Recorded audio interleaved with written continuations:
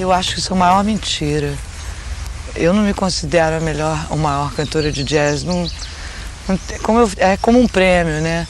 Tem dezenas de grandes cantoras de jazz no mundo inteiro. E eu não canto jazz, na verdade. Eu fui com a aspiração de cantar jazz, mas por causa da minha própria limitação, eu tive que criar o meu próprio jazz. Quer dizer, jazz é um termo, né, que você utiliza, mas eu não acho que a música que eu faço é jazz, pelo menos nesse momento. À medida que você vai envelhecendo, não digo envelhecendo, mas você vai ficando mais maduro, o próprio processo de maturação tira você de um nível para outro, para outro, para outro. Então, eu acho que o jazz passou pela minha vida como uma escola de vida, uma escola de improvisação, e assim como foi a bossa nova. Eu passei da bossa nova para o jazz foi apenas uma ponte que facilitou a minha entrada em outros mundos musicais. E hoje em dia eu tenho uma pequena associação com jazz por causa da minha associação com Chick Corea e o Return to Forever, que junto com a Ayrton eu ajudei a fundar, e foi um grupo que foi vital durante o momento fusão dos anos 70.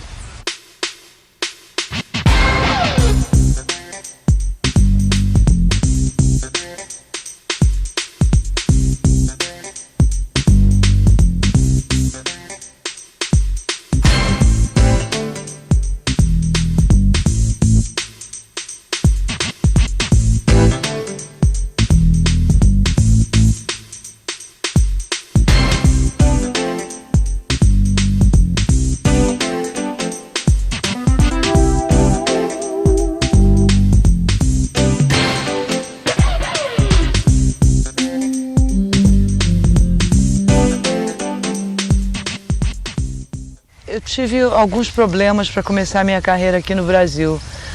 O primeiro deles é porque eu era muito nova e eu ainda não era muito segura da arte de transmitir através da voz, porque eu era músico, eu não era cantora, eu tocava violão, piano, e eu resolvi que eu queria ser cantora.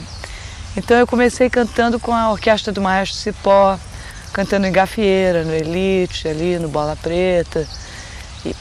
E eu quis desenvolver, eu comecei a ouvir jazz e eu adorava a situação de improvisar, aquela parte onde você improvisava.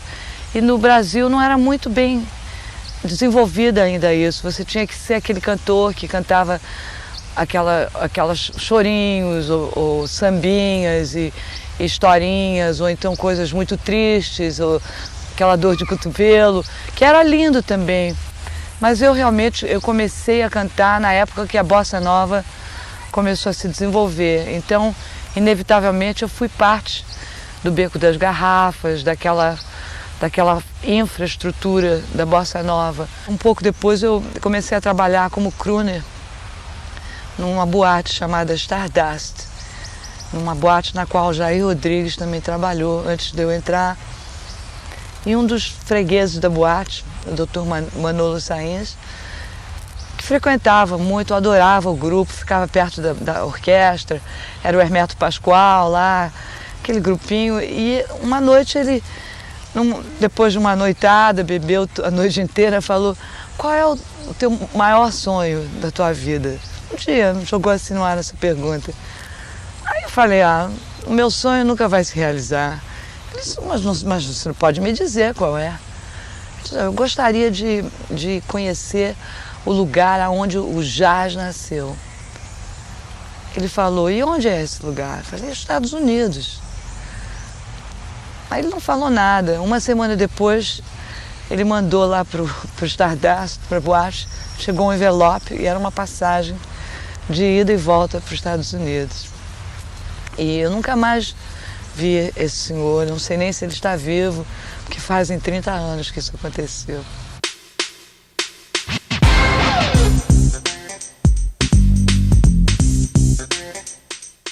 Antes de eu viajar para os Estados Unidos, o Hermeto me chamou e disse assim: minha filha, vem cá, não vai chegar lá nos Estados Unidos e cantar e tentar cantar igual as americanas que já moram lá, já nasceram com tudo isso em cima.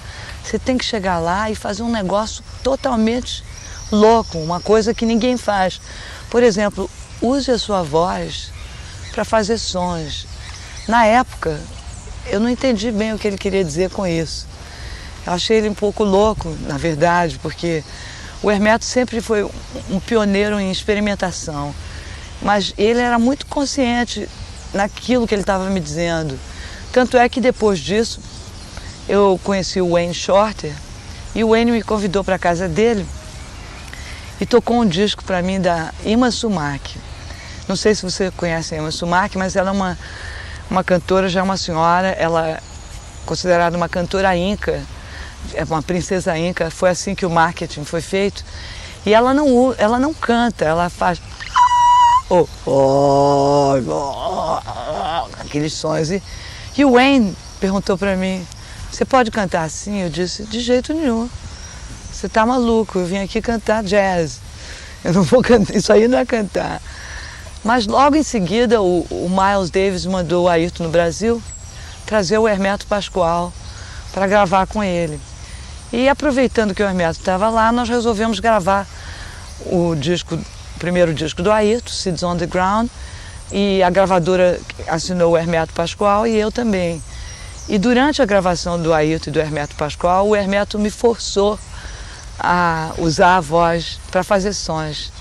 Eu comecei com uma composição do Egberto Gismonti chamada O Sonho, que no final da composição eu dava aqueles gritos lancinantes, parecia que eu enlouqueci na hora. E a experiência foi muito grande e foi muito válida, porque depois daquilo eu comecei a ser chamada para fazer trilhas sonoras de filmes, comerciais, que até hoje estão rodando. E eu passei a ser, eu criei o meu próprio estilo de cantar, criei um jazz tão diferente que eu fui recebida como cantora de jazz, mas com o meu estilo próprio.